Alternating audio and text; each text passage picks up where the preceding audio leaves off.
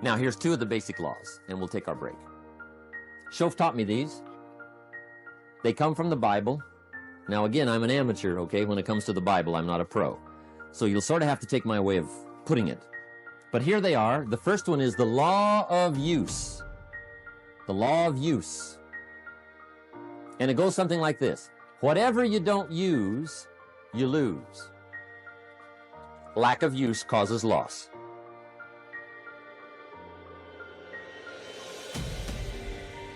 On this planet, maybe not the next one, but on this one. If you tie your arm to your body, leave it there long enough, you'll never use it again. It's over for the arm. Now, it may not be over, but it's over for the arm. The only way to keep the use of this arm is what? Keep using it. If you quit, you lose automatically. They don't bring it up for a vote. You lose automatically when you quit. Now, the same thing that goes for your arm goes for your brain, mentality. The same thing goes for all the human virtues. Ambition, unused, declines. Strong feelings, unused, diminish. It doesn't grow, it diminishes. Faith, unused, decreases. It's a law. Vitality, unused, diminishes. Energy, unused, decreases. The guy says, well, I'm going to save up my energy. You can't do that. That's like trying to save today, put it on the end of the year. See, you can't do that. They'll come take you away. If you don't use today, what? It's lost. The guy says, well, I'll work twice as hard tomorrow to make up for it. See, that's foolish. You could have done that anyway. Today unused is lost. A talent unused is lost. An ability unused is lost. So here's one of the key expressions of the evening. Take a new inventory of yourself. Starting tomorrow, new project. Take a new inventory. And make sure that all of your talent and ability and mentality and ingenuity and vitality and strong feelings, faith, courage, make sure that all you've got's being used. Otherwise, you lose. Now, one of the best illustrations of the law of use is a Bible story called the Parable of the Talents. The talent story. Interesting story if you haven't read it in a while. Just review it. It's a good story. An ancient story. It says there was a master with 3 servants. He got them together one day and he said to the 3, I've got these talents. And in those ancient days, a talent was a measure of gold. And he said to the 3 servants, take these talents and see what you can do with them while I'm gone. He said, I'm taking a journey and I'll be gone for a while. When I come back, we'll get together, go over the book, see how you did. He said, here's 5 of these talents for you. 5. Here's 2 of them for you. 2. And here's 1 for you. 1. The master said, take those talents, see what you can do with them. When I come back, we'll get together, we'll go over it all. The servant said, okay, master takes off. According to the ancient story, the master comes back from his trip.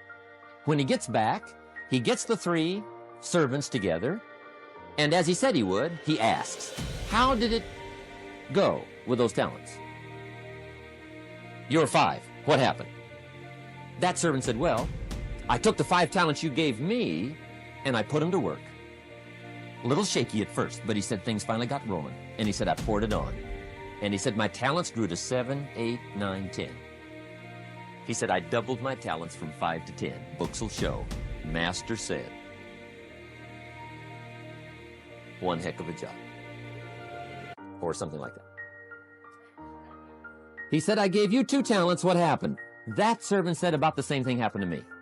I put those 2 talents to work, poured it on. They grew to 3 and then to 4. He said, I doubled my talents from 2 to 4. Books will show. Master said. Well done. He said, I gave you 1 talent. What happened? That servant said, well, I took the talents you gave me, and I carefully wrapped it, and I dug a hole and buried it. And camouflaged it, I suppose, right, so nobody would steal it. And he said, fortunately, nobody got it. And he said, I knew you were going to be here today, so I dug it up. Here it is, safely wrapped. I did not lose it. while you were gone. According to the ancient story, the master said, take that talent away from him and give it to the man that's got 10. Now you might say, well, I don't like that arrangement. The poor guy's only got 1 talent. He's already got 10. It ought to be more even. Remember, I didn't ask you to like it. But this one I would ask you to learn, because it simply means whatever you do not employ, you forfeit. It's a law. So learn well the law of use. Now here's the second one, and we're going to take our break. Second law from the Bible. This one we've heard since we were small, I'm sure. It's called the law of sowing and reaping. In fact, we've probably heard it so often we could quote it. It says, whatever you sow, what? You shall reap. Fairly blunt, hopefully clear. Here's my first suggestion on the law of sowing and reaping. Don't try to beat it. You might as well try sitting on the sun in the morning. Keep it from coming up. You'll have better luck. Whatever you sow, you reap. Now, for a fair share of my life, I'm a bit mixed up on how all this applies. Among a lot of things I was mixed up on. I knew I wasn't reaping too good. That I understood. My problem was I was confused about what was causing it. Remember me with the funny list? I thought those are the reasons why it isn't working out well. And then Mr. Schoaf gave me the clue that helped me figure it all out. He said, Mr. Rohn, I have another answer for you. There's another way to quote this law that'll show you where the problem is so you can go to work on it right away. All you need to know is where the problem is, then you can go to work on it. So he quoted me the law another way, and I found out what my problem was. Here's the way you quote the law. Whatever you reap is what you've sown. Now I knew what my problem was. Whatever you reap is what you've sown. If you don't like the crop, who do you look up? Answer, whoever planted it. And where do you find who planted your crop? Answer, in the mirror. What I finally learned to do come fall was to go to the mirror. That's where you go. And if necessary, you say, a few skinny carrots? I got to be unimpressed. Where were you last spring? Asleep? Didn't you read the books? Did you break your hoe?